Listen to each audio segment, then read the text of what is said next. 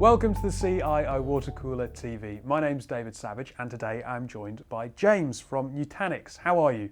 I'm delighted to be here, David. I've got to be perfectly honest, before I sat down to have a chat with you, I hadn't heard of Nutanix. So if you could just tell us who Nutanix are and what the role is that you perform there, that would be really good to begin with. Yeah, of course. So Nutanix are an enterprise cloud company. We're a software company based in San Jose. Right. So what we do is we enable businesses and service providers to benefit from the same type of agility, ease of use, fractional consumption for on-premise IT that people are familiar with from public cloud. Why? Why is that needed? We like to really simple question. We like to start with the why at Nutanix. Yeah.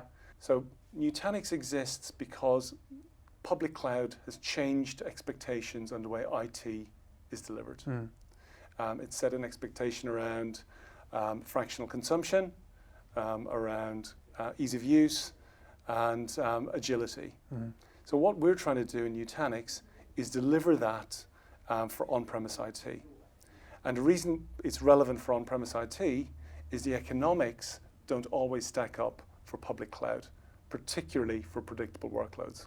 Right. So if I look at IDC, so IDC say it's about half the price to run your predictable workloads in your on-premise data center versus public cloud. Equally, it's about quarter the price to run your elastic workloads in the public cloud. So our job really is to help you assess where your workload should run. We have tools to help that from a cost and compliance perspective. And once we do that, if it is on-prem, we give you a very easy to use, low cost on-prem set of tools to deliver your services. That's an interesting point because increasingly we see technology picking up pace. Increasingly we see leaders moving from one organisation to the next. And over the last, 3-4 years in particular, people have taken these decisions to have this hybrid offering of on-prem and off-prem. So you can have legacy technology, you can have someone new coming in with a new mandate to try and refresh things. And I guess you're going to end up with very complex environments. So when you say you go in and you work with these organisations, how do you practically help them to reduce that complexity issue? Okay, so we do many things as an enterprise cloud software player. Our core business is what we call hyper-converged, HCI.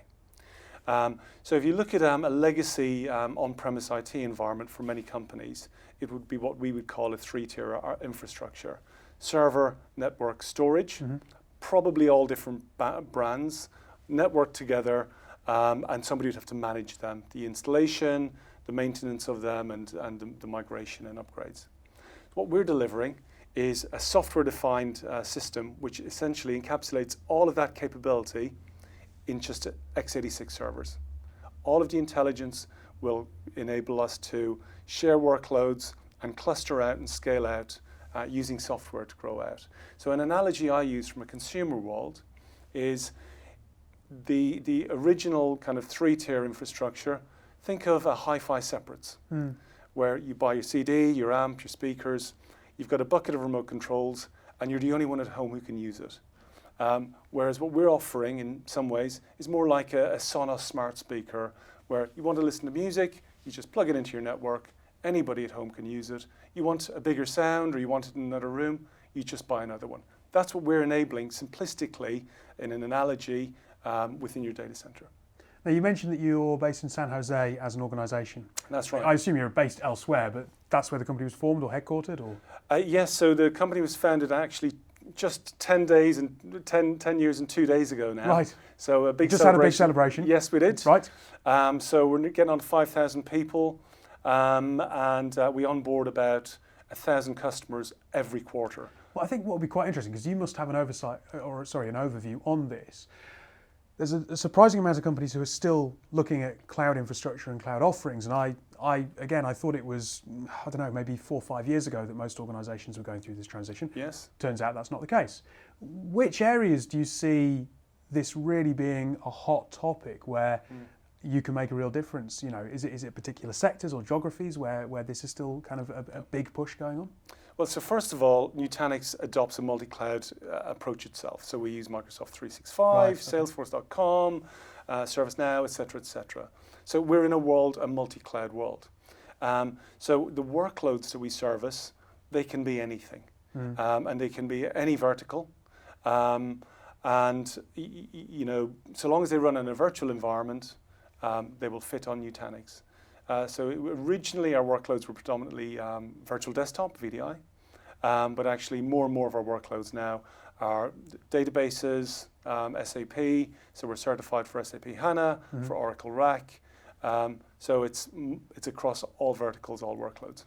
Well, look, it's a fascinating area with obviously a huge amount, as we said, a huge amount of complexity to work through, but that's good news. I imagine that you will be around for at least another 10 years, with that being the case. Well, I hope at least another 10 years. Hey, well, look, if you see the stats about the age of some tech organisations, I'm sure you're in a good space, though. Yes. But look, thank you very much for coming in and talking to us on CIO Water Cooler. Good, delighted to be here. Thank you.